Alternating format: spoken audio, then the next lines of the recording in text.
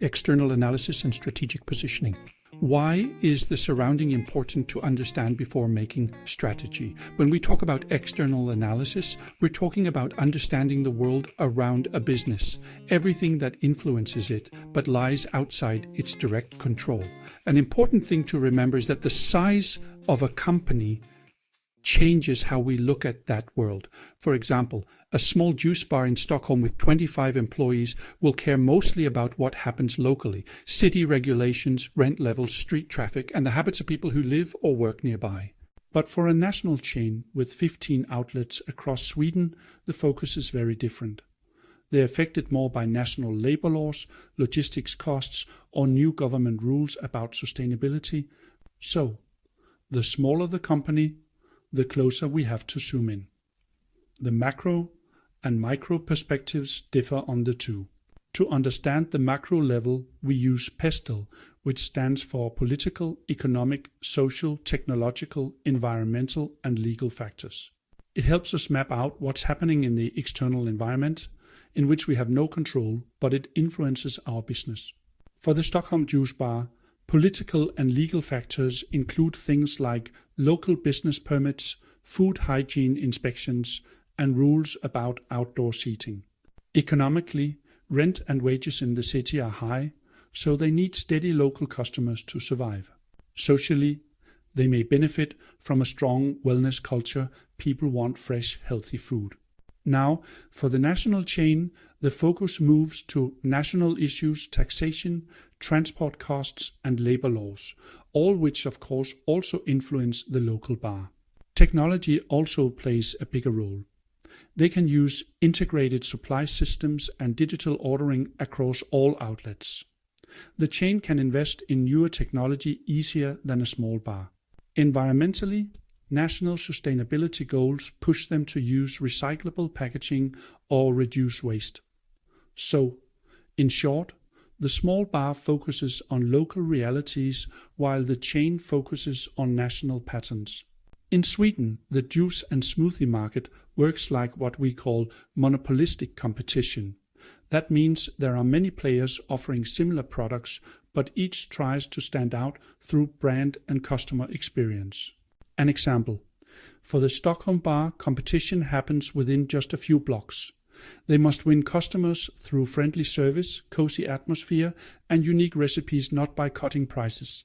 For the chain, competition is broader across cities. Their advantage is scale. They can buy ingredients cheaper, advertise nationwide, and open new stores faster. So both compete, but in very different ways. Michael Porter's 5 forces model helps us understand what shapes competition in an industry. The 5 forces are rivalry among competitors, the threat of new entrants, the threat of substitutes, the power of suppliers, and the power of customers. For the local juice bar, rivalry is tough. There might be 3 other cafes on the same street. Suppliers also have power because the bar buys small amounts and can't negotiate prices. And customers? They can easily walk next door if prices rise. For the national chain, things look different. They face rivalry too, but they can spread the risk across cities. They have supplier power buying in bulk, signing long-term contracts. They can also build customer loyalty through apps and memberships. So scale changes how the forces work. What's a threat to one can become a strength for the other. Benchmarking and critical success factors, CSFs. Benchmarking means comparing your performance to others, for example, sales per employee or profit per square meter. It helps you see where you are strong or weak. An example. The Stockholm Juice Bar might track daily customer count, average spend per visit, or online reviews. The chain, however, looks at same-store sales and total cost ratios. They think in numbers and systems. Critical success factors, or CSFs, are the few things a business must do really well to succeed.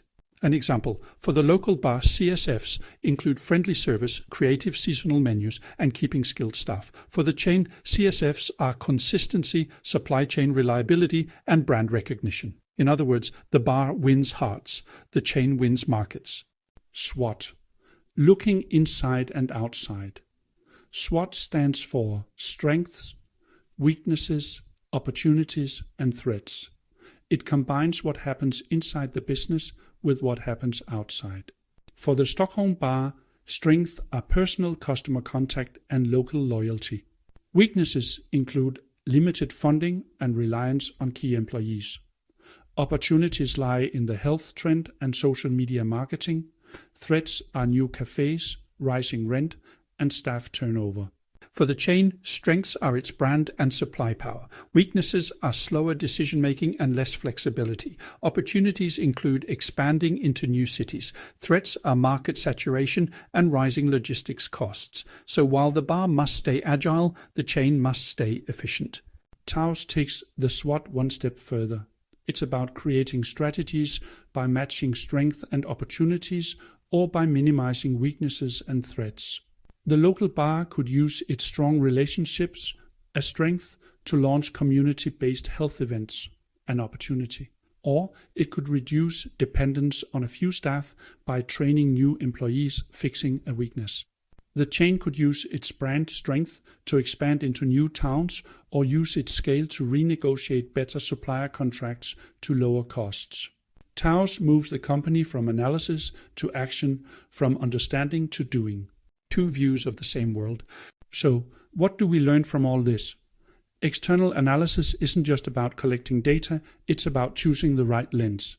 For the small Stockholm juice bar, success depends on knowing its neighborhood and offering something special.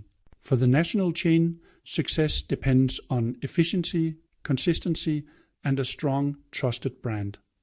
Both businesses live in the same country, sell similar products, and serve similar customers. But the way they read and respond to their environment is completely different. So it teaches us that one size never fits all, because strategy always starts from where you stand. Thanks for watching. Share with a friend that struggles with strategy. Husk at like og subscribe.